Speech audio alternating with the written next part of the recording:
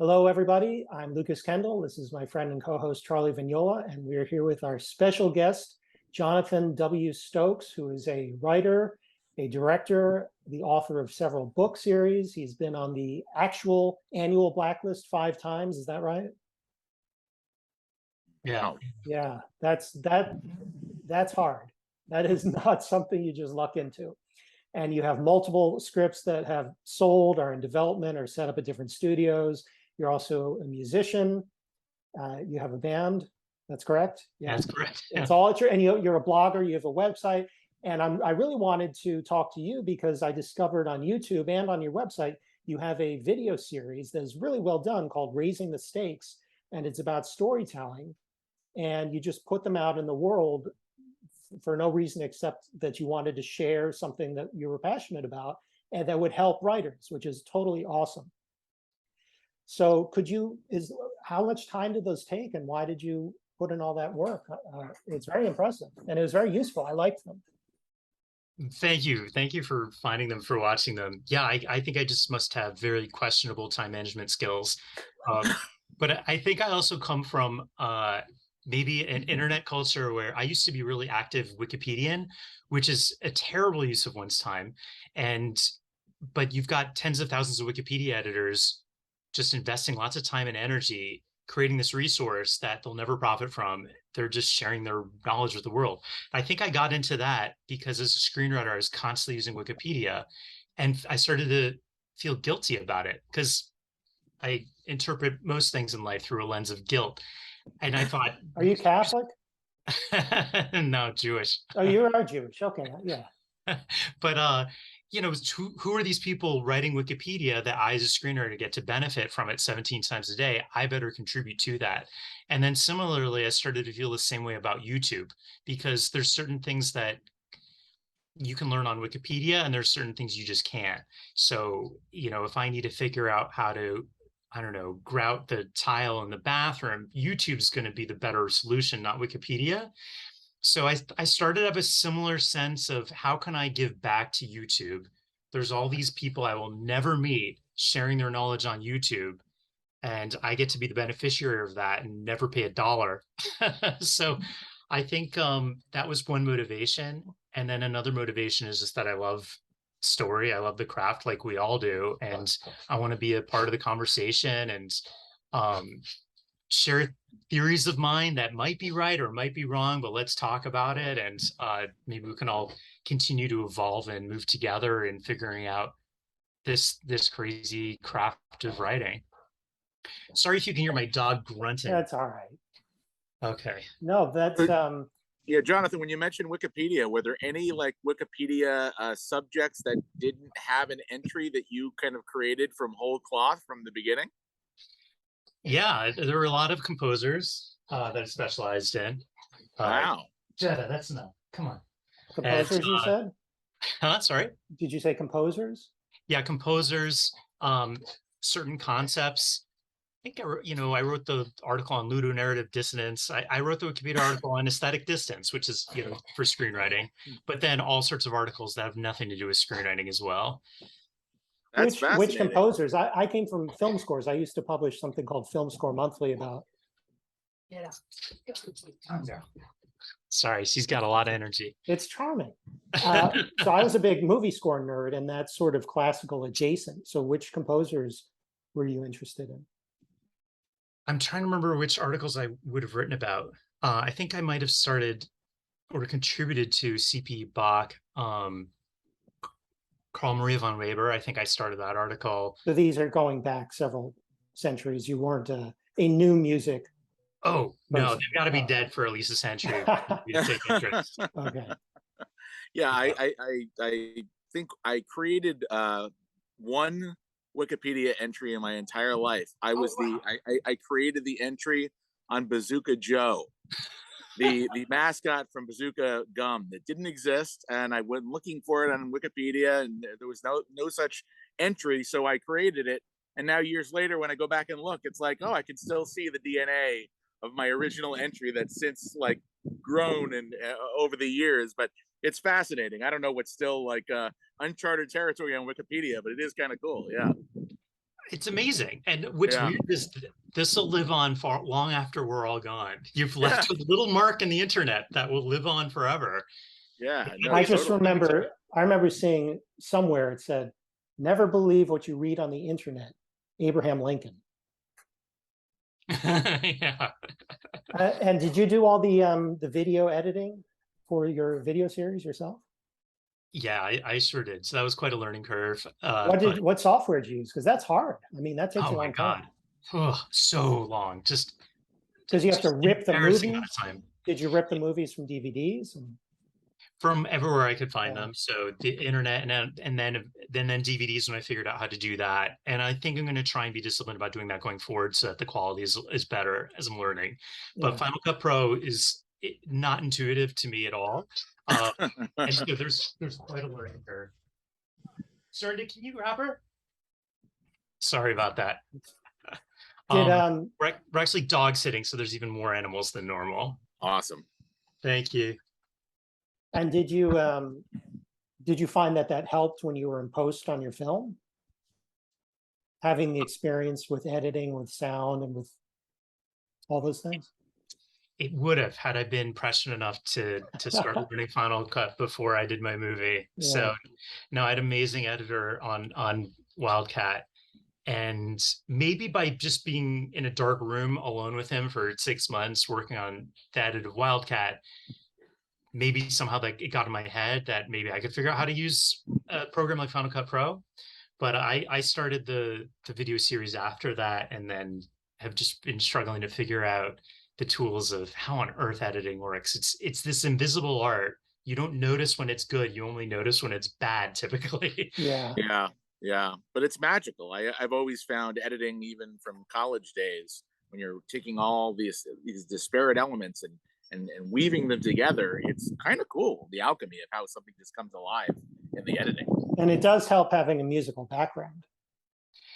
Oh yeah, I think so. To have an ear for rhythm somehow, I do think that's a big part of it. I think that music helps with writing as well a ton. I think for dialogue writing, I think there's I have no science to back me up here, but I think whatever the part of the brain is that hears dialogue has got to be in some way connected to the part of the brain that hears rhythm and music. Well, I always thought so, because music is one of the only art forms that it only exists in time, and so does film.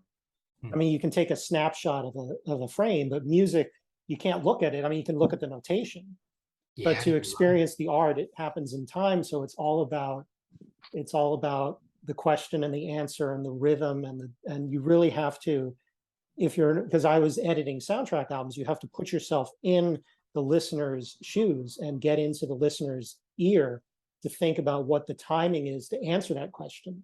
And I think that's very much not just as far as dialogue, but narratively. And it helps me for screenwriting, because then you're thinking, what does this person know? What does the reader know? And when are we going to unfold these things? Are they going to take a moment to process an emotion or to process something that was startling or a surprise? But yeah, I never thought about that temporal element to the art. You're totally right. It'll be your next video. Well, I mean, it is the same structure. There's an exposition and development and recapitulation. There's the three movements there. And, first you have to introduce the ideas, introduce a couple themes, get the audience used to hearing them. And then you can, flesh it out in Act 2 and go into different areas. And Act 2's got to have a strong contrast to Act 1. If you're in C major in Act 1, you better go into A minor for Act 2. So the parallels don't stop until you hit the end. I think that there's really a one-to-one comparison to be made there. Interesting. Lucas, I never asked you this, but like for all the years that you were doing your film score magazine, do you come from a music background? Did you play an instrument? Was that something that you loved prior to being a music score guy? I played as a little kid Suzuki method violin. You probably know what that is. Yeah. Yeah. Twinkle Twinkle. Well, I had this this old woman who was Swedish, who I'd make cry because I didn't practice enough for her. And it was on the way in the car to these music lessons that I heard the Star Wars radio show. Was that before your time on NPR? Do you remember that? Have you ever heard of this? Jonathan has never heard of this. No. I remember this. In the early 80s, George Lucas gave NPR or one of those public outfits for $1 the rights to do a Star Wars radio show. And they did a 13-part half-hour Star Wars radio show, and they did it with Mark Hamill and Anthony Daniels, and it was sort of half the cast and then not half the cast. It was Harrison Ford was Perry King, and Brock Peters was Darth Vader. And then they did Empire Strikes Back, and they were really, really good because they used all the John Williams music and all the sound effects.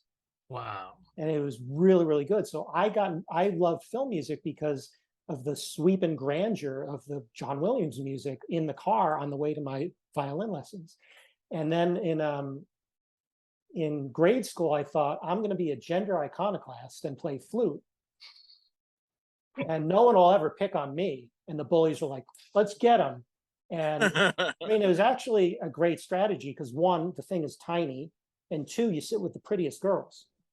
So it wasn't all that dumb, but I played that, and I played like in a town band, and I was pretty bad, but so I played flute, I played violin, and I have rudimentary keyboard skills. And you were a pianist, you were teaching music when you became a screenwriter. Yeah, that's right. I lasted 1 year at flute in the 5th grade, but before the teasing got to me, and I figured out that I needed to think something really masculine, like piano. Yeah, I did make a living as a piano teacher when I came out to LA to try and break into screenwriting. Interesting. My father was a piano player, young musician who toured with bands in the late 50s and early 60s and taught music later on in his life. And yeah, it's interesting how we all have a little bit of a music background. I think there's something to it. I also think piano teaching, I think, helped prepare me for directing in a ridiculous way, because as a piano teacher, I never wanted to give a line reading for a student, right? You want the student to figure out what you're going for. Picture that your left hand is the background of the painting, and picture your right hand is the subject of the painting, something like that. You just give them an image. And then in directing it, that's perfect for not just how you might want to talk to an actor, but really, hopefully, I would imagine any department head, you want them coming up with their own idea, or coming to a realization on their own rather than just being told what to do. So yeah, piano teaching, good parallel to writing as well, I think. We're as a screenwriter, when you're first starting out, first comes the word, the idea, for yourself. Do you just find that things crash into your brain? Just you're combining ideas that you have? Like, where does the eureka moment for just the kernel of a concept that you're going to water and turn into a screenplay? Do you find any uniformity to how that happens? Do you go out of your way to try to figure out what that's going to be, or what is your process for figuring out how to come up with a movie idea? Right, man. Yeah. Well, sometimes I guess I believe in the law of creative limitation. And so sometimes I will just give myself an assignment. Like with WILDCAT, the movie I directed, a friend told me, why don't you write a man in a can? And I said, what's a man in a can? And she said, when there's like one actor in Locke, oh my gosh, Tom Hardy. When it's just Tom Hardy in a car for the entire movie of Locke, that's a man in a can. Or when Ryan Reynolds is in Buried and he's just in a comic movie, that's a man in a can. My friend said, do that, but do it for a woman. Interesting. And I thought, well, I have no idea what to do there. How do I hold on to his interest for 90 minutes? And then driving home from that hike that I was on with my friends, I was in the parking lot of Ralph's in Ventura to go pick up some Lactaid. Again, Jewish, stomach issues. And I just sat in the parking lot, and all of a sudden I was like, oh, okay, she's been kidnapped, and that's why she's trapped in the room, and that's why there's stakes to it. How's she going to figure out how to get out of this room? And then 20 minutes later, I'm like, I just got to get my groceries and drive home so I can start writing all this stuff down before I'll forget it all. So I'll do stuff like that, where I once wrote a script that took place in an elevator, the entire script, or I once wrote a script that was entirely female characters. This was like 2007, I think, 2008. And I was like, I just want to get better at writing for women. I'm always writing for dudes. So that's one approach I can have, is just creative limitation. Another approach that seems to happen is my take on a genre, where I'm just sort of feeling I'm groping my way through this because I haven't really ever consciously thought this through before.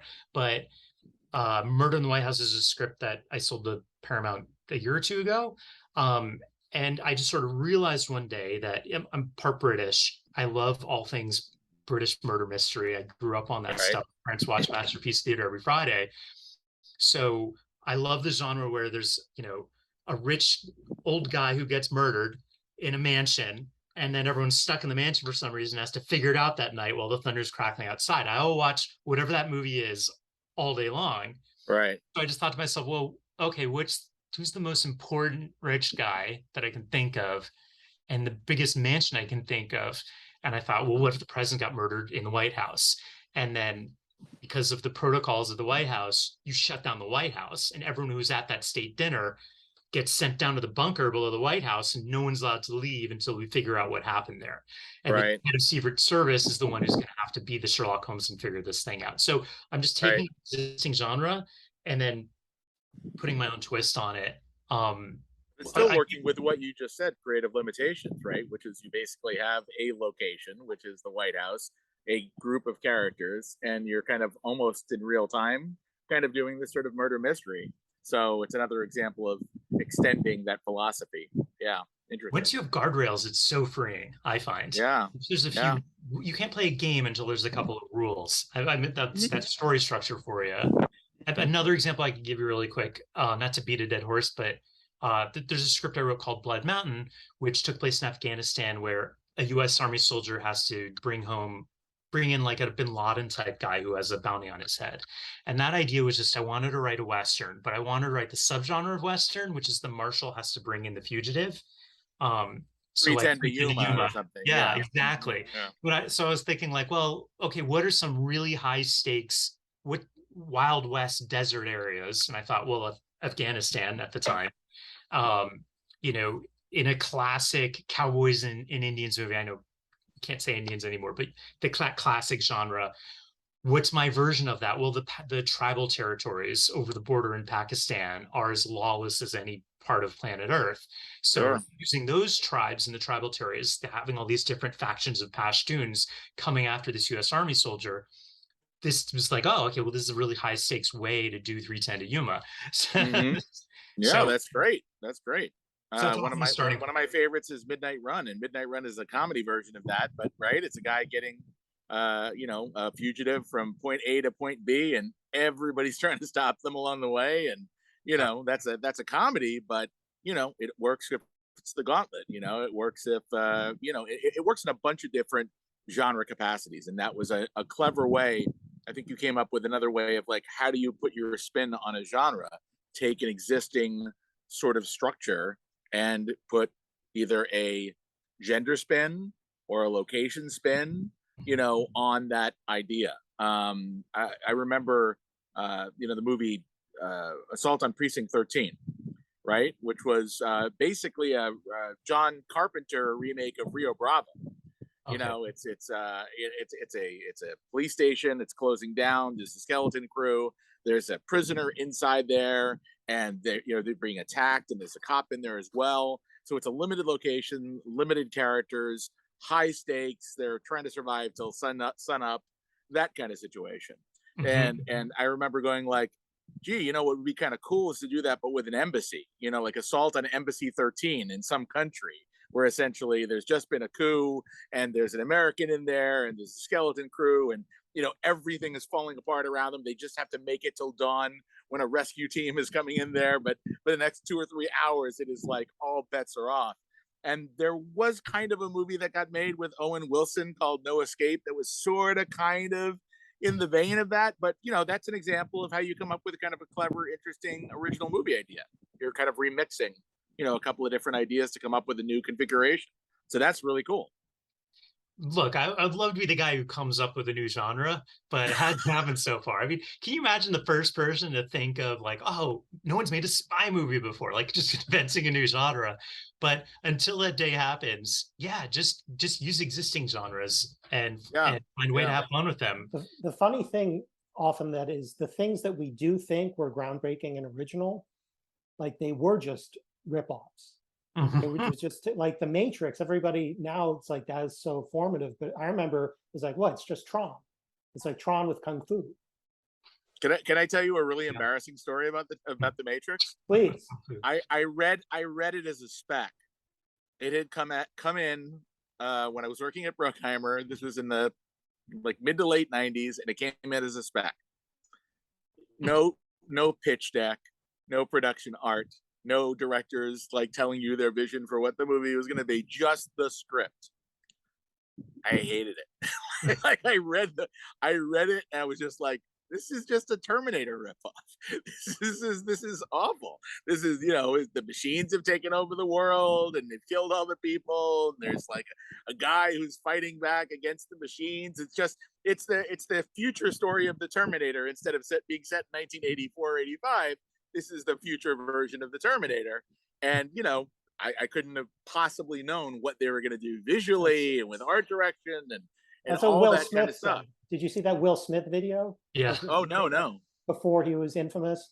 He made a video where he was going to be Neo. Oh, really? And he sat down with the Wachowskis. And the short version is that, like, of course, now we know they're geniuses. But at the time, all he heard was like, yeah, then you're going to like freeze and like spin around. It's really cool. And he was like, yeah, we're going to shave your eyebrows off. You're going to wake up in a puddle of yogurt.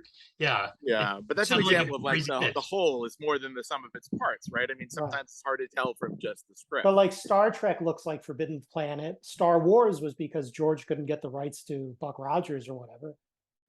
So there are a lot of things that, that at first they Stranger Things is now this giant phenomenon, but that was transparently E.T. and 4 or 5 other Goonies. Well, Steven Spielberg meets Stephen King in short, right? That's kind of what that is.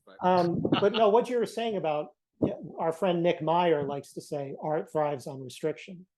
And also about music, I remember, this is funny, the composer of The Matrix told me this in the 90s, before he scored The Matrix, that some of the hardest things to do were synthesizer scores, because the synthesizers were getting so good that they were practically limitless in the possibilities of their sounds. And when you have that without the limits, you just go around forever and ever having to create every sound. Whereas if you have an orchestra, not only do you know what everything sounds like, but you know what they carry emotionally, you know how they work with each other. It's all there for you. So it's actually the opposite of what people think, that the limitations are freeing and having none are very paralyzing. I'm a huge believer in that. For me, I feel like a lot of or most of my best work has been assignment work, because I am being given an assignment, and so there are rules, and it frees me up. So like it's wonderful that I have blacklist specs that are out there, but part of me is like, oh man, but if you could read this script that I have, that's at Fox, that's locked up at Fox for the past 9 years. That's where right. That must be I mean, what Liberace say, crying all the way to the bank. But it must be hard. It must be, I mean, I think that when you're just trying to become a writer, you have all these imaginary problems. And I think like an imaginary problem things think about is like, what if I write these great scripts and then they don't make them and I can't show them to anybody. So it must be interesting or a complicated situation. Yeah, it's a situation that you can't complain about to anyone, because complaining about it to non-writers, they won't relate to that problem. And then complaining about it to fellow writers is similarly obnoxious. So it's something one has to suffer in silence, I think. Yeah, because it's the milestone again. Like the first milestone is I wrote my first script and I finished it. Then the next milestone is I wrote something good enough to get representation. Then the next milestone is I wrote something good enough that somebody's paying me tens or hundreds of thousands of dollars to acquire. And then the last milestone is they produced a movie based on the thing that I wrote. That's the biggest one, right? And then you can complain whether it's a success or not. But like there are many people who make a very good living, right, over the years, writing like tons of material that never gets made. It bounces around, but it just doesn't get made. Yeah. I mean, if I had to list my top 10 favorite screenwriters, most of them are unproduced. Most of them no one would have ever heard of. Really? So Who are? Can you- you name any of them, or does that put you in a bad spot? Now, we don't have to do that. No, I no, mean, because but it's there are some, political. Yeah, it's political, and I think that you'll tell us after the show. oh yeah, Yeah. I'll send you an email. But yeah, I think Charlie makes a wonderful point. There's just so many different lotteries that you have to win before that movie gets made. I'm reading Matthew McConaughey's book right now and loving it, but I didn't realize that McConaughey never went on an audition. Like he just was getting drunk in a bar in Texas and gets cast in Dazed and Confused, and then his very first words on screen are just an ad lib. The "all right, all right, all right" is the first. That's the first words he ever acted, and then he then just got thrown into Texas Chainsaw Massacre again, no audition, and then drives his truck out to Hollywood, and he gets booked in. I forget what the third movie is. And by the fourth movie he makes, he was like the first movie he ever bothered to audition for is that Sandra Bullock, was it Dead on Line of Sight, Dead on a it was, you know, it was the movie that launched Matthew McConaughey. So like, this is an actor. I know actors who've been on thousands of auditions. Matthew McConaughey was a movie star and had only gone on cumulative 1 or 2 auditions. So Yeah. there's these crazy examples out there of people I think I who paid told zero Charlie. dues. I told Charlie like 3 shows ago. It helps to be physically beautiful. Well, it doesn't never hurts. I think Yeah. we talked about I didn't find out how Johnny Depp became Johnny Depp until the court trial during the testimony where I he think said, I read that. I came out to California to be a rock star with a band. I moved from South Florida to LA, and I needed to earn a living because we weren't making money as band members. And I was friends with Nick Cage, of all people. And Nick said, "Have you ever thought of acting?" And Johnny's like, "No." So Nick introduced him to his agent. The agent sent him out on an audition. First audition he gets is the boyfriend in Nightmare on Elm Street. That's how he got into acting, not because he went to Stella Adler, not because he studied for years. He didn't do high school. He just, you know, he had charisma and he had a great look. He was a beautiful guy. And so sometimes that happens, right? I like that acting was his backup plan for the music career. Yeah. Other people would be a lawyer, maybe a CPA, but no. Yeah, and then there are some people who don't make it until later in their life, like Joe Pesci or Charles Durning, or people who are character actors, right? Yeah. I think we're more like, there's probably a survivor bias with people who had early success because if you have an early success like that with Matthew McConaughey, the odds that he's going to quit at some point are much lower. He's already a bankable star by the time he's 23 or whatever. Right. So those stories probably are statistically insignificant, and yet overrepresented in the careers of Hollywood. I think that's true. I mean, when I came out to California in '88, and so did a bunch of my friends who I graduated with from college, who all wanted to work in film. Within an 18-month window, if you hadn't gotten some kind of a job or some kind of validation of something, I'd say 90% of those people moved back home because they weren't ready to be there for 10 years and fail. And some of us were luckier, and I will use luck. Luck is a big part of it. We're lucky enough to meet somebody who made an introduction, who got our name in the door and got some sort of first job or first validation. And then we built from there. But that first opportunity is invariably kind of lucky. And, some people get that opportunity. Some people don't, it's hard. It's a career of attrition. It's all about just surviving those first 10 years. And if you can do that and you're still sticking with it, you're probably going to be okay. When did you get here? Well, I age 23. So I graduated and went into finance because I just had no idea how to pursue writing and needed to save up money if I was going to move to California. So I went into private equity and leveraged buyout and was working 90, 100-hour weeks and loved it. I mean, honestly, it was wonderful, wonderful profession and wonderful people, brilliant people. But when I saved X amount of dollars, that's when I handed in my resignation and moved out to LA.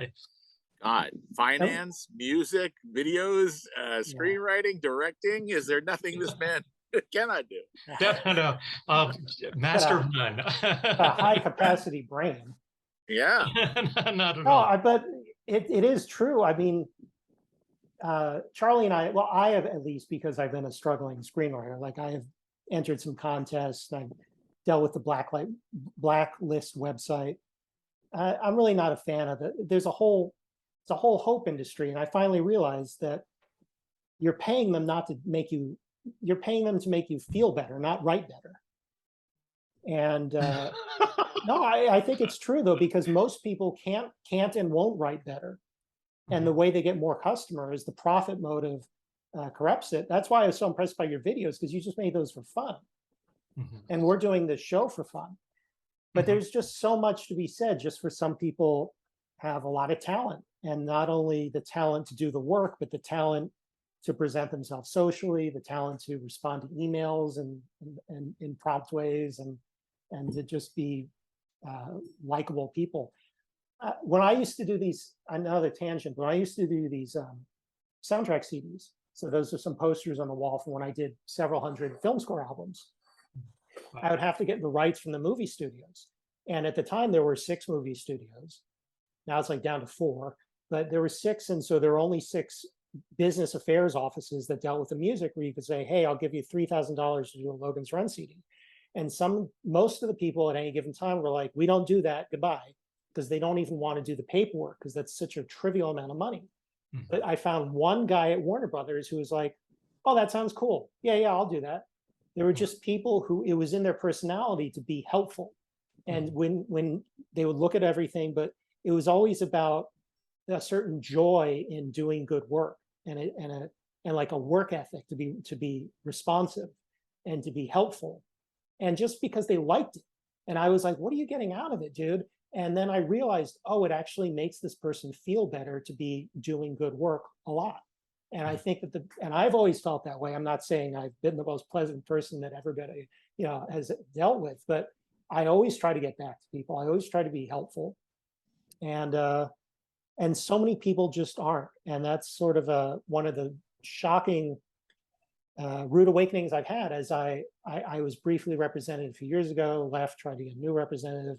Just most people ghost you. They send it's weird. It's all backwards. It's like they treat friendships like business and business like friendships. So it's like friendships are like, what can you do for me? It's all business. And then as far as business, it's like, oh, it's like my pal Joe. Maybe I'll respond or maybe I won't. Yeah. If it's business, respond. Treat it like a business. If you say you're going to read something, read something. Your guy, all right, so I want to segue to say your manager, Scott Carr, I love. He's great. You are so lucky. I'm very happy for you. No, because he was the only guys who corresponded with me, and he gave me some script notes, and he was super smart about story. Hated all my scripts, but they were bad, and it was 3 years ago, and it was good. It was a good experience for me. Well, you remember those people, right? You remember the people that showed you a little bit of kindness, and that's important to have occasional validation to keep you going between those big giant parts of your attempted career where you're not hearing anything. You're in a black hole. You're by yourself. You're not, it's a scary place to be. So you have to keep moving forward. But as you just mentioned, Lucas, whether we're doing this show or Jonathan, as you're making these videos, you're doing it because you're motivated to do it. You want to create product. You want to reach out to people. You want to share what you know. And in the process of doing that, you make these unexpected connections with people. You never know where those relationships are going to wind up leading, and they're not all going to lead somewhere, but they don't all have to. One odd meeting with one person somewhere who says, I have this friend, and boom, you're off to the races. But you have to leave yourself open to those possibilities, and you do that by showing initiative, by being nice to people, and by sort of creating things because you have a love of doing it, right?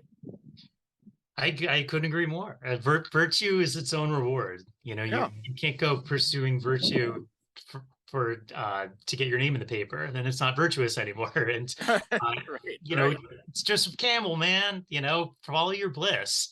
And I think it's really hard to lose if you just do something that you love. How do you lose? I guess you could maybe lose some time. I don't know, but you can certainly have regrets, I think, if you're following money or if you're following the wrong motivations, but I think it's harder to have regrets if you're following your bliss. Yeah, yeah, and I think again, attitude is very important. I could already tell, Jonathan, that you have a very good, open, pleasant attitude. You probably don't have to deal with like a lot of bitterness clogging up, your brain, and you just kind of you create, whether it's music, whether it's videos, whether it's writing or directing. Like you're always kind of your brain is working, and you know what? If it's good and if it's entertaining, then the money will come, the opportunities will come, those things. One way or another, you're going to create this stuff, and that attitude, I think, is vitally important to have. And if you don't, again, if you're going to be a miserable old, crackpot, then you have to be brilliant, right? You really have to be objectively brilliant, because people will so hate you. But if your material is so incredible and astounding, it's like, oy vey, I don't want to have to make this movie with this guy, but like everything he does is so incredible. Yeah, we're gonna have to deal with this. We don't, the budget's gonna go up. He's gonna be a pain in the ass to work with, but at the end of the day, we know it's gonna be interesting. But there's very few of those. There's very few of those. After 2018, I'm not sure that exists anymore. It used to be you could put up with the troubled genius, but I don't think Hollywood signed up for that anymore. You have to actually be someone pleasant to work with, I think. Yeah, for sure. I think so. But I do think that if, I don't know, I know a few actors who I knew before they, we were friends when we were just all caught up in the struggle, and now a few of them gone on to be, have great careers, and not a single one of them was sort of like a bitter, angry person who then found success and became like a good, happy person. I don't know a single example of that. Everyone I know that went on to become successful, they were already in some fundamental way choosing to be happy and choosing to have a good attitude, even when they were poor and struggling. And so I think there's something to that. And if you are looking for reasons to be bitter, go be a screenwriter. Like there's no shortage of reasons to find bitterness. So trying to become a screenwriter, trying to become an actor, trying to pursue in these really difficult careers is a Zen exercise, because there's psychological minefields all over the place. If you're looking for reasons to find discouragement, you can find them every single day of your life. The challenge is to maintain a great attitude. Can I go on a little tangent there for a second? No, I don't. We're done. No, please. Are you guys watching Alone on Netflix? Oh no, not yet. It's all I can think about. It's what is it? Tell me which show this is. Yeah, what is this? It's a reality show where they take 10 survivalists and they throw them above the Arctic Circle, and each one is alone in their own part of the wilderness, but they're given cameras to film themselves. And whoever can last the longest is the one who wins at the end of each season. And it is just a study in life. It is Viktor Frankl's Man's Search for Meaning writ large, because you get to observe how people, it's incredibly psychological. And as soon as someone gets in any kind of a mental rut or starts to have really negative self-talk, or gets too down on themselves, or is too cocky, or whatever mental hurdle that you can throw in their way, you get to see that play out. And, every week, one of the contestants will tap out, and it always feels just in some moral way. And whoever wins each season, you're always like, it had to be that person, because they were the most resourceful, the most adaptive. They never got down. When the grizzly bear stole their cache of food, they were upset for a second, and then they just got over it and started problem solving. And so I feel that way about a screenwriting career fundamentally. Wow. Yeah, I wonder if being they a screenwriter is like being on an episode of Survivor. Yeah. I wonder if they edit it to accentuate those narratives. Yeah, I can't. You're probably right, Lucas, but I'm on board. Yeah. Yeah, no, that sounds fascinating. I wanted to ask you, because I've read Murder at the White House, and I watched Wildcat. Oh, well, thank you for watching. It's folks, it's streaming absolutely nowhere. I got it on DirecTV. I just rented it. Oh, cool. And it seemed like unfair, because it's very well done. But I want to go back to Wildcat. But do you have you're like this nice, cheery guy who likes to write movies about fingernails being ripped off. But is there like a thread? I haven't read everything you've written, but it seems like there was a romantic, almost old-fashioned, in a good way, sensibility of good versus evil and right and wrong, and virtuous heroes defeating, villainy. Is that an old-fashioned feeling that you have, or is this overreaching? In WILDCAT or in general? And in that, and in Murder in the White House, it seems like a yeah. pattern to your protagonists, that these were good people, who were trying to live up to virtue. Occasionally written down endings. Right. Yeah. Well, yeah. Probably every script I write, there is some character trying to learn some lesson and master some virtue, and have that kind of an arc. But yeah, I think with WILDCAT, with respect to fingernails being ripped off, I am a children's book author. That is half my career, is writing for kids. So it is nice to exercise other parts of the creative spirit. With the fingernails, I think where that came from, if I had to write WILDCAT again, I might not have done that, because I think it proved to be unnecessary. My goal in WILDCAT was, can I write a movie in one room and sustain audience interest and have it be a performance piece for actors? And I think I thought, oh, there better be really high stakes where they're torturing her for information in order to sustain audience interest. And so I went there. But in the end, I'm watching Euphoria, and I remember this one scene that really stuck with me in Euphoria was this girl's babysitting, and she sneaks into the parents' closet and tries on the fancy dresses that the mom has. And then the mom comes home. And so it's like, can she get out of the dress and put the dress back before the mom comes into the house? And that was as much suspense as I've experienced in film or television in years. And so you don't need to be ripping fingernails off, is a lesson that I learned from that. You just need to. No, that's interesting, right? The stakes, those were stakes enough within the context of that show. Yeah. Did you find, by the way, when you were writing, sort of the man in the can kind of story compared to another kind of screenplay, when you were outlining it, was it more challenging in that sense, where it's like, well, I'm not changing locations, and I'm probably not doing time cuts, so I'm going to have to sort of figure out, for 85, 90 pages, a lot of time. How do I structure this, or like, what are the scenes, quote unquote, when the whole movie could arguably, like Buried or one of those movies, it's all one big scene, but like there's modulation within that scene. There's peaks and valleys, highs and lows. Was that an interesting challenge in terms of, like, before you sat down to write it, okay, I have to outline this to keep suspense, to keep, ratcheting up the tension, that kind of thing? Yeah. That script flew out of me. That script I wrote in 4 days, that, for better, for worse. So I wasn't I was absolutely outlining, but I was just writing it as fast as I could to get it out of me.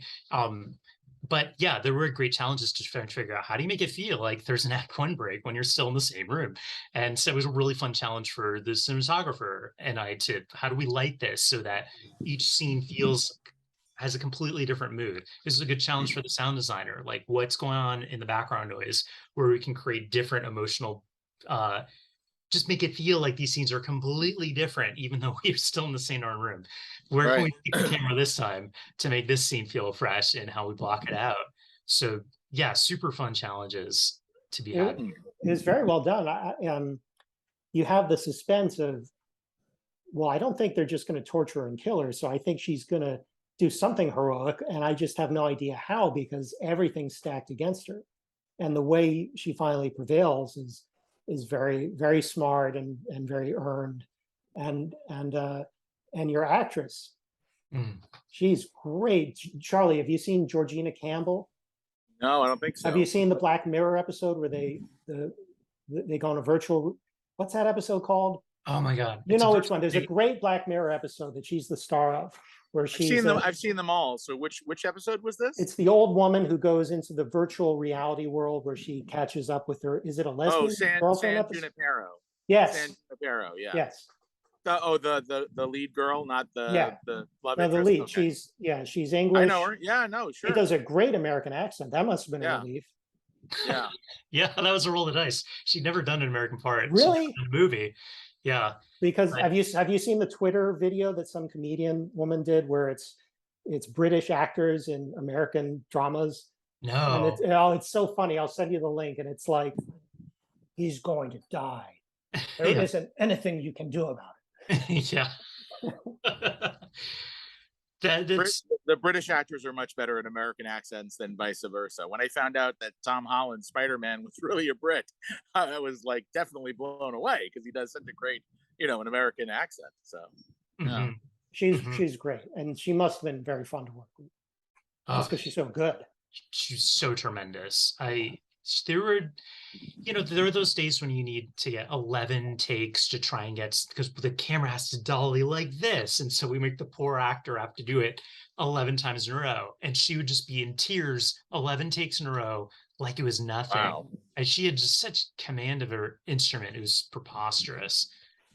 She was a Was it legend. hard to get her? Was it luck or scheduling or how Well, awesomely talented you are? That must have been it. Yeah. Well, she never starred in a movie. She'd never done a movie. Really? She won the BAFTA for an episode of British television. So she was clearly like an up and coming actress.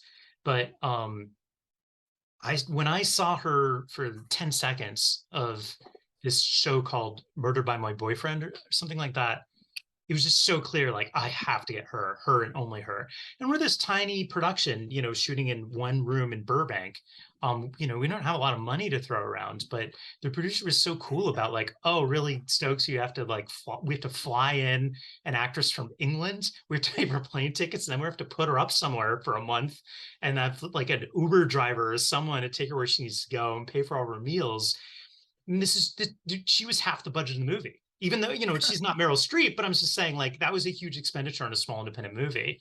And the of producer, course, in all fairness, when she's the sole lead of an entire movie and she's in every single moment, every single scene, you have to cut her some latitude. Yeah. But like, there are plenty of producers out there which said, just find we're in LA. There's 9 million actresses here. Can you pick one of those? But as soon as I saw Georgina act, I just thought, I didn't know if she'd be able to do an American accent or not, but it was worth it to me. I would have just done a real rewrite on the script if she had a British accent. Well, the script would have allowed for it because she went to school at a British. Yeah, I built that in as a failsafe. Yeah. Oh, was that you? That was your failsafe. Yeah, that's very smart. Because I was thinking, why did you go to the trouble of having to do American? Because you put that in the script that she went to a British school as a kid. Yeah. I have a friend who went to that school in Bahrain, and he has a beautiful London accent. So I thought, all right, I'll do that. Because I had my stepmom so I have like a cousin through a stepmother. So it's not a real cousin, but the kid went to a school in New York that had a lot of foreign exchange students. And I met this kid when he was like 10 and I was like 15, and he had a British accent. So I made fun of him, which was not very nice of me, but I remember it was the weirdest thing. Did you find yourself after making that movie, just because it was such a good experience trying to come up with other one person in a situation kind of thrillers? I know that, Larry Cohen, after he had success with Phone Booth, wrote like 9 phone booth type of thrillers that were all similar types of situations, some of which got made. Yeah. Then I'm the one room guy. Yeah, he became that for a couple of years. Yeah. So on Star Trek, it was always called a bottle show. Yeah. Well, I found that with that's an interesting question. I found that with WILDCAT, I feel like nobody noticed it was in a one room. That's my impression anyway. So I sort of feel like I didn't get points for pulling off this feat. Like no one, people want to, I think, just watch a movie and be entertained and have a good time. They're not necessarily scoring it on, oh, how entertained was I considering it was in one room. So I give myself this weird limitation as a writer that I feel like the audience either doesn't notice or doesn't care about it. This is the piece I was left with. So if I should be so fortunate as to get to make something again, I would love to make a movie in 2 rooms or maybe a whole house. Well, it's very well directed. I mean, what's next for you for directing? Are you going to write something you want to direct? I would love to. I'd love to get a little bit more budget, and that would be a little bit more freeing. But writing is my first love. If I get to do nothing but write for forever, I'm so happy. Directing was such a complete pleasure, and I was so spoiled on WILDCAT because you know, it's all in one room, so it was such an easy movie to make. In that there's no company moves, there's no rain delays, there's no night shoots. We're all just in one home essentially for the whole movie. So it was that at Chris Allender's studio? Chris. Yeah, it was. Do you know Chris? I don't, but I researched Scott. And he's a client of Scott's, and then I saw Chris's his website for his studio. Because here's how dumb I am. I too wrote a Man in a Can movie, and I made a very expensive short film version. But I did a stupid one because they're in a spaceship, and so you have to do the visual effects of all the environments they fly through. So by the time you spent all the money on the visual effects, you lose all the savings from it being in one set. Yeah. So I outsmarted myself, and I've got this. But I have a short film that, believe me, I'll be sending you the link to. And then but it got some distribution. The short got watched. I've been trying to make a feature of the short, but the visual effects budget has kind of blown it for me. Jonathan, did you storyboard the film? No, we just we shot listed our butts off, and we used actor friends or some of the interns and PAs as like our stand-in actors while we blocked it. Gotcha. So before we ever went into rehearsal with the actors, we'd blocked the whole thing and figured out where to put the camera by having friends act it out. And we'd already kind of filmed the whole thing essentially, or seen through a viewfinder. And then we had a full week of rehearsal with the actors, which again, such a luxury. Oh, wow. Thank you to Chris Allender, our wonderful producer, because he owns that whole studio. So you know, so you built, having to spend $11,000 a day renting the soundstage or anything like that. You built that cell with concrete, and were there flyaway walls? Yeah. So did you shoot in sequence or no? Yes, we did. Really cool. What a luxury! Rarity, yeah. So it's like a play. Did it have a ceiling? No, it did not. We had maybe a little bit of a fake ceiling, but that we could move around as needed. But for the actors, it was like a stage play because the actors never get to do things chronologically. So they never had to go through that mess of like, okay, wait, we're shooting page 35 today. Where is my character right now in this journey? None of that. They were experiencing everything in real time as they went. And part of the reason for that is that, like, Luke, this soldier who's in the room with her, he has to grow a whole beard and lose weight the whole movie. So thank God he is an actor. That guy grew a beard in 3 days. It was astonishing. I could do that. Benward, another tremendous actor. If I had started the movie, it would take me 9 months to grow that beard. Oh, and I'll have that beard by 6 o'clock tonight. I guess Charlie was clean shaven this morning. Yeah.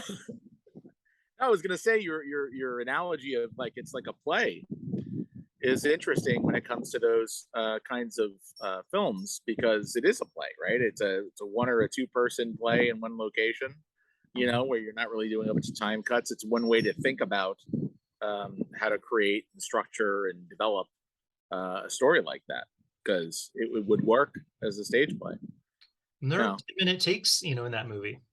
There's scenes that last 10 minutes in that movie, and we shot them all the way through. So those actors really. Did you have one camera or 2? One. Yeah. And so we get all the coverage we need. We just do the scene over and over again. But those actors were basically performing 10-minute plays. How many shoot days? 17. Yeah, it's very well performed. It's really good. I hope people can seek it out. Taking the time to watch it. Yeah. I don't know if either of you seen the film Silent House. Mm-mm. It's Elizabeth Olsen is in it, and it's the conceit of the movie is it's a one-take movie, and it's not. It's 11-minute takes that are stitched together with invisible edits. But the movie is a mixed bag. But just from a filmmaking standpoint, it was really illuminating to sort of see, because it's in a house, so you're moving all over a house. There's a lot of camera movement. but it's an 85-minute movie and it's a psychological thriller. And it's the directors who did Open Water, Oh, that wow. film. So it's like, I don't know if their second film or whatever, but it's just as I was watching it and as I was reading more about sort of the filmmaking behind it, I was like, yeah, I mean, I guess if you really wanted to make a short film for not a lot of money, you just have to design it around 10-minute takes that you can kind of like stitch together 7 or 8 of those. You got a 90-minute movie. And, as long as the location is a reasonable location with a limited number of characters, and you can design the film that way, you can shoot a movie in like whatever it is, a week and a half or, something like that. As long as the situation is compelling enough and the actors are decent enough, you can have something at the end of it. So it's one way to make a movie on your own if you have to. It's funny you mentioned that, Charlie, because I shot a one-take movie in 2009, The Last Hurrah. So, I wrote the whole movie as one long scene, and we rehearsed the actors for 3 weeks, and then we had enough money for 5 shoot days. So we just shot the entire movie every day for 5 days, and then we just took the best day, which is the last day. The last day was the only day we ever really pulled it off. Wow. But you actually did it all in one take? Yeah, almost. Back then, the longest tapes we could find, I think, were 30 minutes back then. Wow. Like 2000. Yeah. So we had to stitch it together like rope, like Alfred Hitchcock. Right. It just wipes across a wall or whatever. Right. But we did the entire movie every night for 5 nights. That's very impressive. How did you learn how to direct and how to direct actors?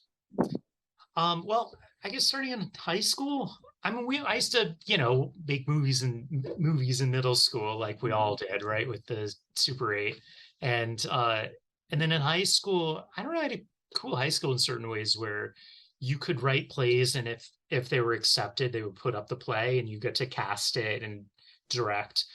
So I got that experience. I was such a theater geek in high school, and so getting to direct and write plays in high school was tremendous. And then, certainly in college, but I didn't go to film school or anything like that. I have no actual bona fides for doing this sort of thing. But I mean, I love working with actors, and it makes you such a better writer, doesn't it? So what's not to like? Yeah. When I made my short story about how great I am, there was a producer who said, "I want you to take an acting class." And I said, "Bro, I got 4-year-old twin girls at home. I'm not taking an acting class." And he wouldn't let it go. And I was like, "Dude, don't worry." But he said, "You got to read a book called Directing Actors by Judith Weston." Yes. Bam! That's right. Best book ever. Incredible. Yeah. That is so that's all I know. So I just read the book and I was like, "Oh, now I know how to do this." Yeah. And then so we shot, my whole directing career is a 15-minute short. We shot over a weekend, and we had no rehearsal. In fact, we hired people the last minute. So first time I met the actress was that morning, and I was pretty at sea until like the middle of the first day, because I didn't want to be over directing when I didn't know what I was doing. And then in the middle of the first day, because it was my money, I paid for it. I was like, no, I want to do it a different way. And everybody, the crew was like, "Oh, he's going to direct." I was like, "Yeah." Yeah. But it's great. It is the most stressful thing. So did you have like someone sitting there who you trusted, Chris, or someone else who you could turn to say, "That's, what am I missing, or is this good or not good?" Or Yeah, I pretty much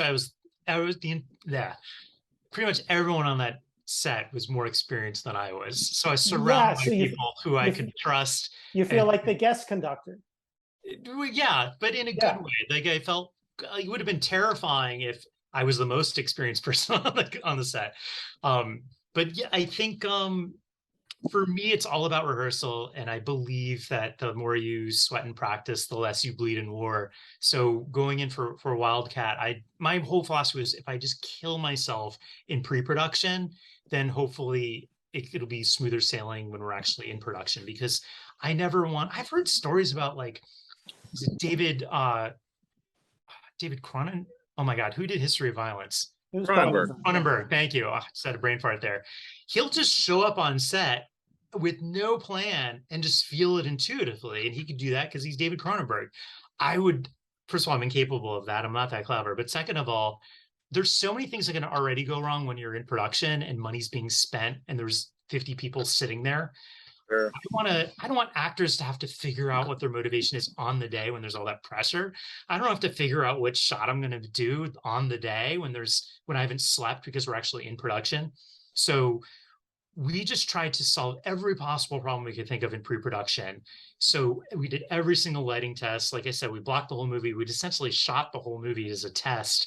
And we had a week of rehearsal with the actors. But even before that, I was on Zooms with Georgina for, months before we shot that movie, going over just table reading the script, just one-on-one and just going page by page, doing our scene work. So the idea was that to try and idiot-proof it for myself so that when the camera actually did start rolling, it was harder for me to screw things up because everybody kind of already knew what the game plan was.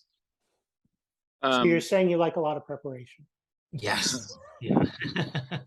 going back to just the sort of the creation or formation or inspiration for basic ideas. Do you find yourself coming at it, generally speaking, through situation or through character? Is there like a situational idea that you then pour characters into, or do you start from a character and then try to figure out what kind of situation that character would get into that's dramatic and interesting, or a variety of? Yeah, they co-evolve together, and I Okay. can't split them apart in my mind. Interesting. I have to break structure at the same time as breaking character. And I know this because for myself that I've been forced into situations like in an assignment where they want to know all about the characters before I've cracked the plot. Yeah. And I'm just inventing things out of whole cloth with no context. Right. Or the opposite can be true. So for me, they've got to co-evolve together. I don't know how does it separately. I know people work that way.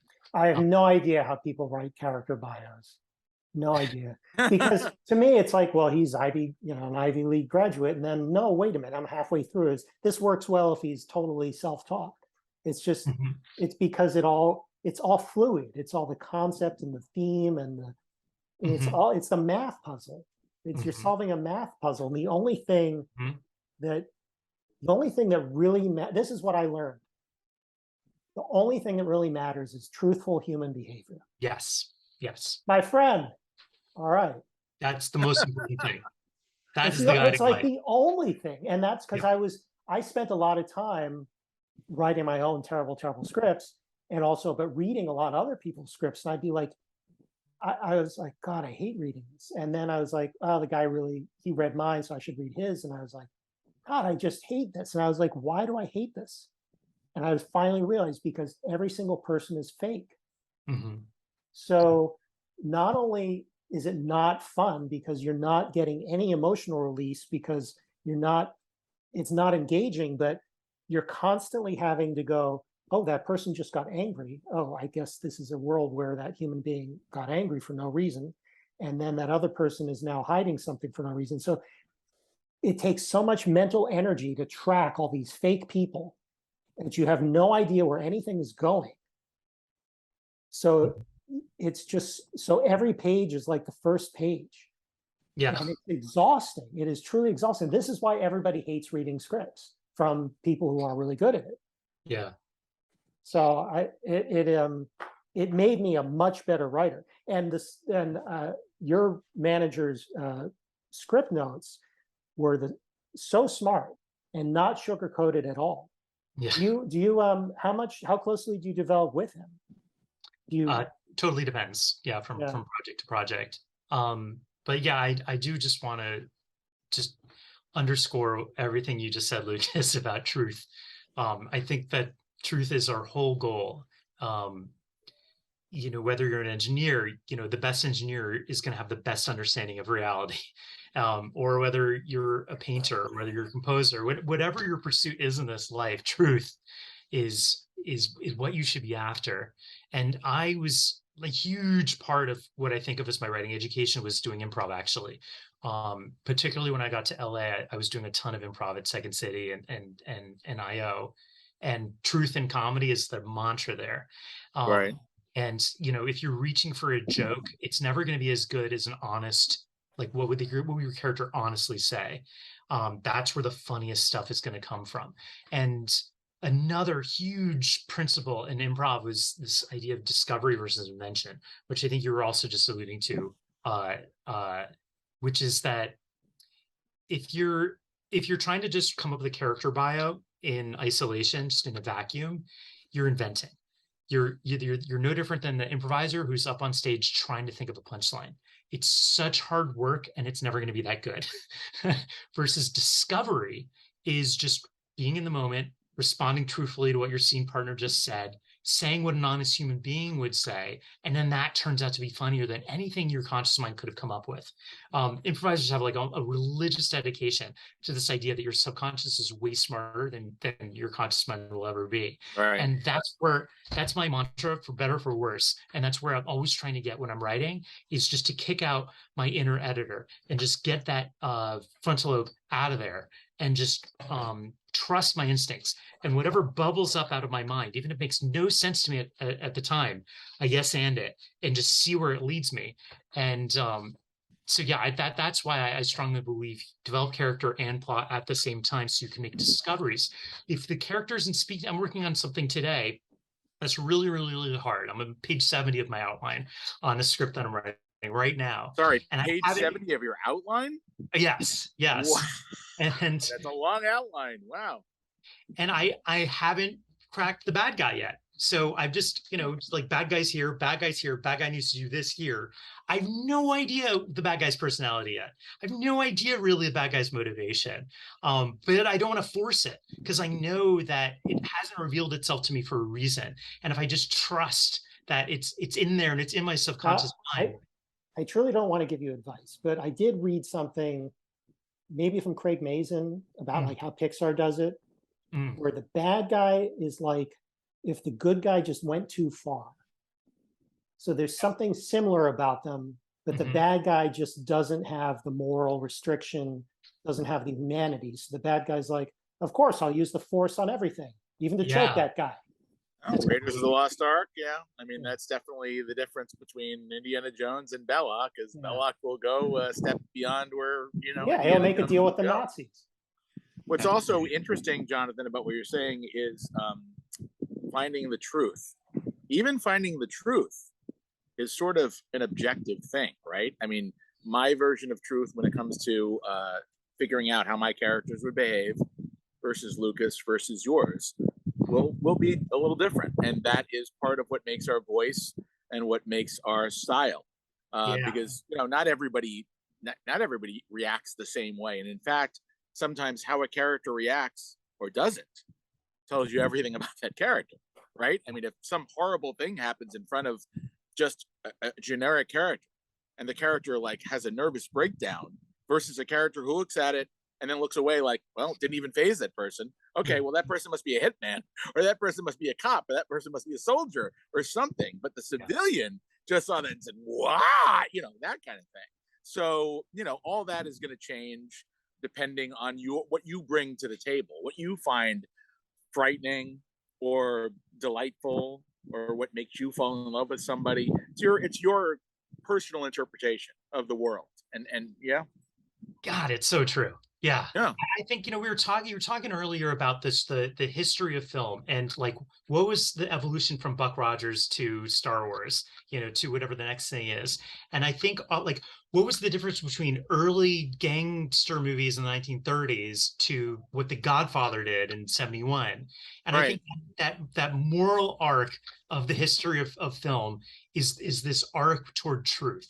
That we're constantly evolving to try and come up with more and more truthful stories that are more and more true to the human experience. I was talking with a friend on a totally different podcast the other week about Marlon Brando, and we're talking about the difference between Marlon Brando's acting versus everyone else's acting in On the Waterfront, or HUD, the difference between Paul Newman's acting and everyone he's forced to share a screen with in HUD, in my opinion, where he's sharing the screen in this black and white movie with all these theater actors who sound totally mannered and fake, and they're false. And this is what you acted in 1961 or whatever.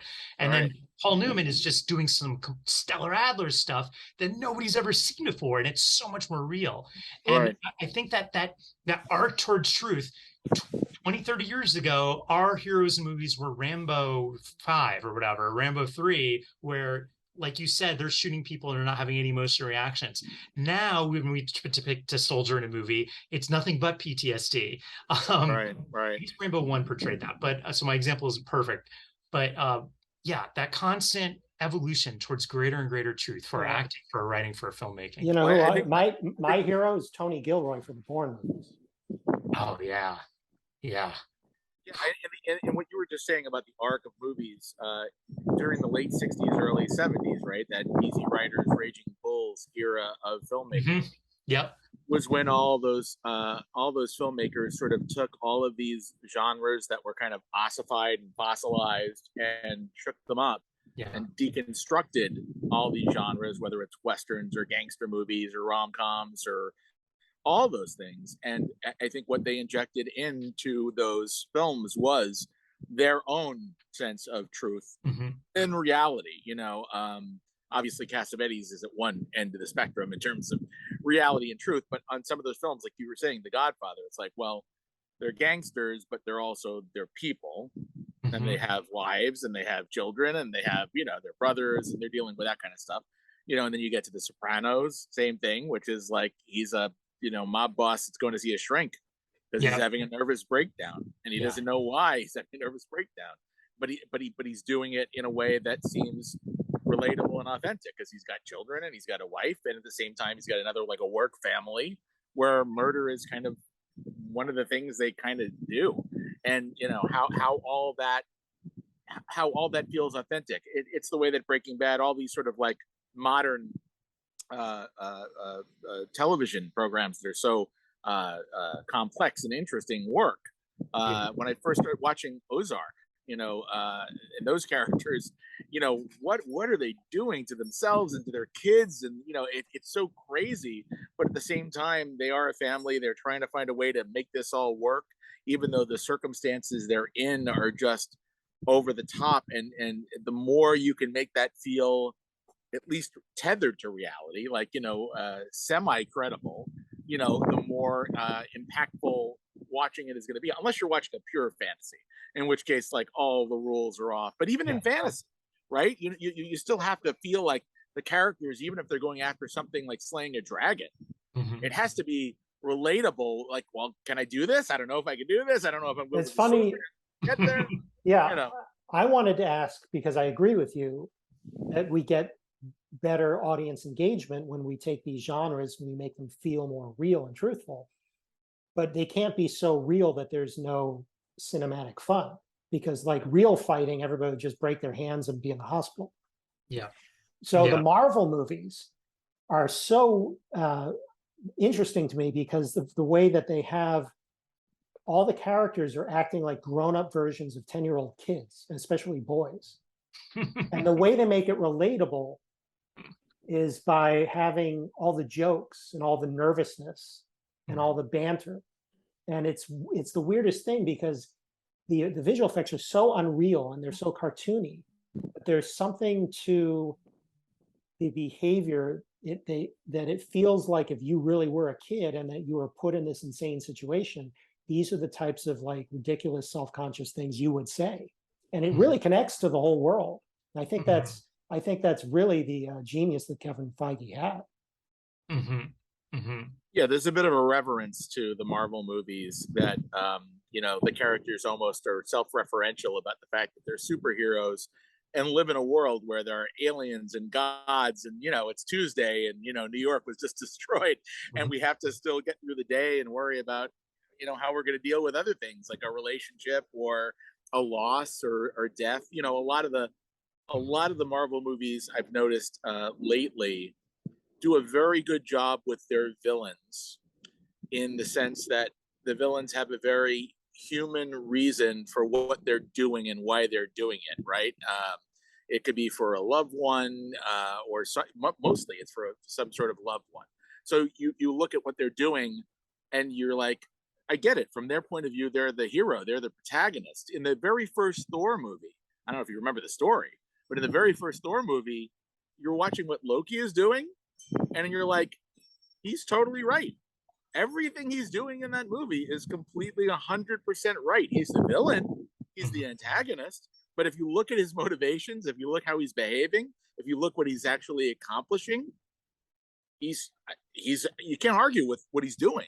And that's what made him kind of a very interesting villain. If you can figure out how to make your villain, you know, Hans Gruber in Die Hard, if you can make your villain that, the movie's 100 times better than if he's just a one-dimensional, you know, psychopathic bad guy looking to mow down everybody. Who cares about that? That's, you know, that's generic.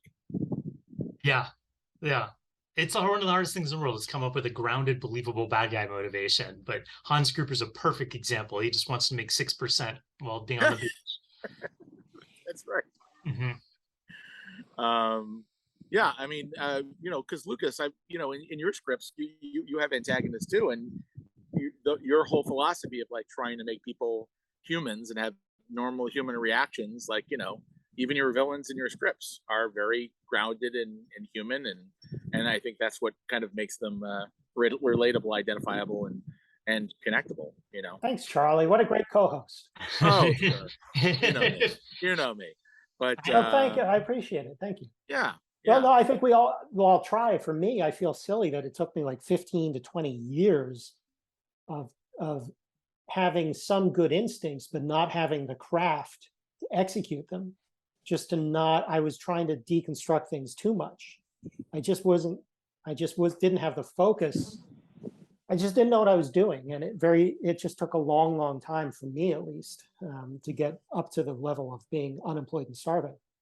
By the way, the whole idea of taking the antagonist and turning that character into the protagonist definitely was a sort of a trend for a while in films, like Wicked, the play is an example of that.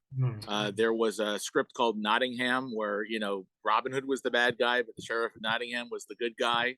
I'm waiting for somebody to do the Cinderella stepsister story from the stepsister's point of view. Because, you know, in Cinderella's story, my stepsisters were horrible, wicked, and mean. But it's like, what were they going through? I mean, I'm hearing it from the unreliable narrator of Cinderella. Right. Maybe there was something going on with the stepsisters and their own mother and their own backstory and what they were experiencing. You know, what happens when the camera, you know, moves away from Cinderella and is following the stepsisters? Maybe there's a whole other opera going on with those characters and their view of the world. And you know what? Cinderella married the prince and left us, and we're penniless, and our mother's a pain in the ass. And what do we do now? What's our future? And it's just like, you know, maybe we had our own insecurities and we were going through things. That's a perfectly viable way to construct a story, a movie, a villain, and could be very interesting. Yeah, I remember Max Landis had a great pitch for Peter Pan, told from the perspective of the pirate. He's being attacked by these flying ninja boys. Terrifying. Exactly. All right, so we're in our last. We're in the home stretch, almost done. We're in the lightning round. Okay. Jonathan, have you heard the Brando story about the acting class with the chicken exercise? No. The exercise to the students was, okay, you're all chickens and there's an air raid siren going off. So of course, all the students start like clucking their brains out, except Brando's just sitting there like this. And she finally stops the class and says, Marlon, why aren't you doing anything? And he goes, I'm a chicken. I don't know what an air raid siren is. And it's brilliant. It's genius. But I told my kids who were 6, they go, yeah, but wouldn't he be clucking just because all the other chickens were going crazy? So my kid got Brando. My kid's smarter than Brando. Clever.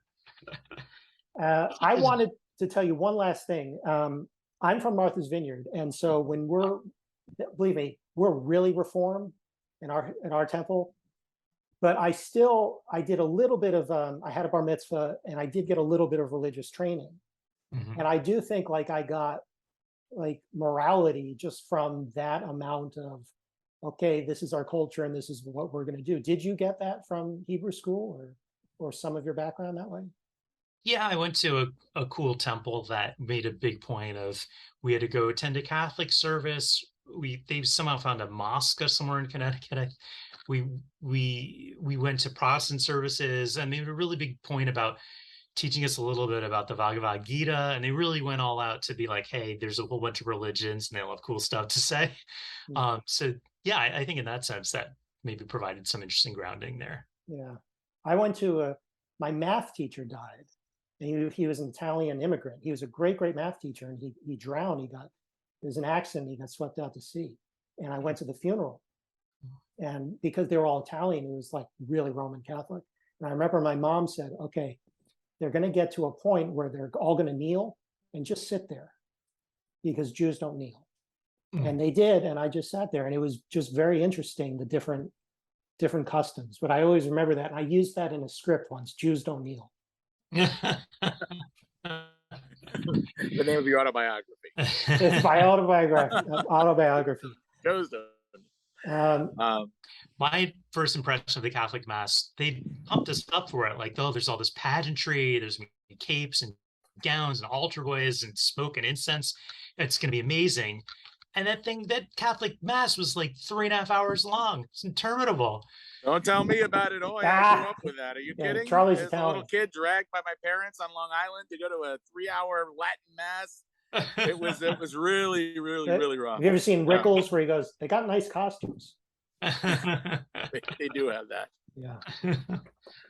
And Jonathan, I also had a note. Did you write your vampire script because your name sounds like Bram Stoker and Jonathan Harker, and they'd want to buy it? That did not occur to me, but yes, let's go with that. Because you also recently sold a vampire script to Code Entertainment. That's right. It's another thing to look forward to from you. Right. Yeah. This is where I'm taking a genre and messing with it, kind of combining 2 genres there. So yeah, sometimes a mashup will work. I found mashups to be very, very dangerous because one of them will outweigh the other. Like I always thought the vampire would outweigh anything else you combine it with because it's just so interesting. Did you have that problem, or that's a problem to solve? I don't know. But yeah, it was matching up to a spy movie with a vampire movie. Just who would be a better spy than a vampire, right? Because if you want someone who's really sneaky, who can move really quietly, speaks a lot of languages, has like safe houses all over Europe. You land him in any city and he's like, Vienna, I remember it well. That's what you want out of your spies. Does he have to be invited in all the time? Yeah, I guess I left out that little part of the mythology there. Yeah, not part of your mythology for sure. Yeah. No, but yeah, anyway. That sounds like fun. Okay. It's that time of the show. Does anybody think of that cool thing they want to add? I just want to thank Jonathan for your time and for your great stories and your good humor. As always, this has been a lot of fun, and I've learned a lot from Jonathan, as I'm sure some of our viewers will as well. Did you learn how to do those cubes, those Rubik's cubes? Oh yeah, sure. Okay, I had a book called. It's in the other room. My kids have it now. It was called like Solving the Cube, and it's got like this kid from Denmark with a bowl cut on the cover. I memorized the book so I could do it. Oh, nice. Did you teach yourself, or did you memorize a book? My grandmother taught me. That's really cool. And my sister. They kind of got passed down in the family. My grandmother was deaf, and she'd be like, "Come here," and she'd be smoking. I didn't get anything about that. Come here, I love you so much. I love my grandmothers. They're all gone now. They didn't know how to do that Rubik's Cube. Yeah, we really appreciate spending some time with you, and congratulations on all your projects. And I really enjoyed your movie and the videos you make. So what a good guy. Thank you so much. No, thank you guys. Thank you for finding me, reaching out. And Lucas, thanks for watching WILDCat. It means a lot. And WILDCat 2? WILDCat 2, roots. There you go. Twice the action. All right, folks. On that note, this is my co-host Charlie Vignola. I'm Lucas Kendall. Many thanks to our guest Jonathan Stokes. We'll put in the description of the YouTube where his site and his videos are, and we'll see you again. So thanks and have a good weekend. Adios. Thanks, guys.